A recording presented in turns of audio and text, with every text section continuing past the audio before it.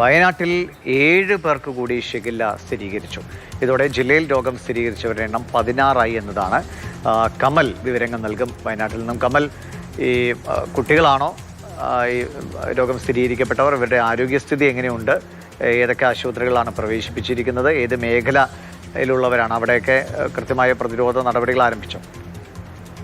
ദിവിഷ്, ഇത് നേരത്തെ തന്നെ രോഗം സ്ഥിരീകരിച്ച അതേ വിദ്യാലയത്തിലെ കുട്ടികളാണ്. 21 സാമ്പിളുകൾ അയച്ചിരുന്നു. അതിൽ 2 പോസിറ്റീവ് ആയപ്പോൾ തന്നെ അത് ഏതാണ്ട് ആ രോഗബാധ വ്യാപനമാണ് എന്ന് ഉറപ്പായതാണ്. ഇപ്പോൾ സാങ്കേതികമായി അത് സ്ഥിരീകരിച്ചു എന്നുള്ളതേ ഉള്ളൂ. കാരണം അവിടെ ലക്ഷണങ്ങൾ കാണിച്ച എല്ലാവർക്കും സമാനമായ ചികിത്സയും ശ്രദ്ധയും തന്നെയാണ് ആരോഗ്യവകുപ്പ് നൽകുന്നത്. നെന്മേനി പഞ്ചായത്തിലാണ് ഈ കോളിയാടി മാർബസേലിയസ് സ്കൂൾ ഉള്ളത്. അവിടെ ആ പഞ്ചായത്തിലും അതുപോലെ സമീപ പഞ്ചായത്തുകളിലും ബത്തേരി നഗരസഭയിലും വിദ്യാലയങ്ങൾക്ക് അവധി നൽകി ശക്തമായ പ്രതിരോധ പ്രവർത്തനങ്ങളാണ് നടത്തുന്നത്. പഞ്ചായത്തിലെ മുഴുവൻ കിണറുകളും ക്ലോറിനേറ്റ് ചെയ്യാനുള്ള സ്പെഷ്യൽ ഡ്രൈവ് കഴിഞ്ഞ ദിവസം നടന്നു. സ്കൂളിലെ വെള്ളം പരിശോധനയ്ക്ക് അയച്ചെങ്കിലും ഷിഗല്ല ബാക്ടീരിയയുടെ സാന്നിധ്യം കണ്ടെത്താൻ കഴിഞ്ഞിട്ടില്ല. പക്ഷേ സ്കൂളിൽ നിന്ന് തന്നെയാണ്. കാരണം 400-ലധികം കുട്ടികൾ ലക്ഷണം കാണിച്ചതാണ്.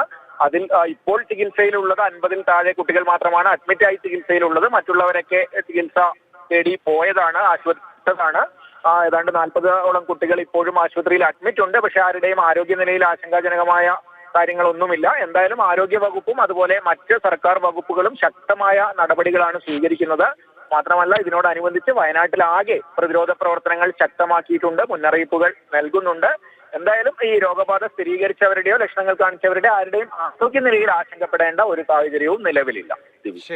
ശരി കമൽ. എന്തായാലും വയനാട്ടിലെ കൊളിയാടിയിലെ സ്കൂളിൽ നിന്നുള്ള കുട്ടികൾക്കാണ്, നേരത്തെ 2 കുട്ടികൾക്കാണ് ഷിഗല്ല സ്ഥിരീകരിച്ചത്. ഇപ്പോൾ കുറച്ച് കൂടുതൽ കുട്ടികൾ കൂടി, അത് കാരണം അവർ നിരീക്ഷണത്തിലായിരുന്നു. അതിൽ 16 പേർക്ക് കൂടിയാണ് ഇപ്പോൾ ആകെ 16 പേർക്കാണ് രോഗം സ്ഥിരീകരിക്കപ്പെട്ടത്. ആരുടെയും ആരോഗ്യനില അങ്ങനെ ഭയപ്പെടേണ്ട സാഹചര്യമൊന്നുമില്ല. എല്ലാവരും ആരോഗ്യസ്ഥിതിയൊക്കെ മെച്ചപ്പെട്ട നിലയിൽ തന്നെയാണ്. കൃത്യമായ ചികിത്സ ലഭ്യമാക്കുന്നുണ്ട്. പിന്നെ സ്കൂളിനൊക്കെ അവധി നൽകിയിരിക്കുന്നു.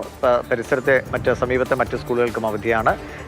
കിണറുകൾ ക്ലോറിനേറ്റ് ചെയ്യാനുള്ള നടപടികൾ ആരംഭിച്ചിരിക്കുന്നു. അങ്ങനെ പരമാവധി അതിനെ പ്രതിരോധിച്ച് നിർത്താനുള്ള സംവിധാനങ്ങളാണ്. ഇപ്പോൾ അവിടെ ഉണ്ടായതുകൊണ്ട് അവിടെ മാത്രം ശ്രദ്ധിക്കാമെന്നല്ല, കേരളത്തിലുടനീളം നമ്മളെല്ലാവരും ശ്രദ്ധിക്കേണ്ടതാണ്. പ്രത്യേകിച്ചും കിണറുകളിലെ വെള്ളമൊക്കെ അത് ശുദ്ധിയുള്ളതാണോ എന്നൊക്കെ ഉറപ്പുവരുത്താനുള്ള ഒരു ശ്രമങ്ങൾ എല്ലാവരും നടത്തുക.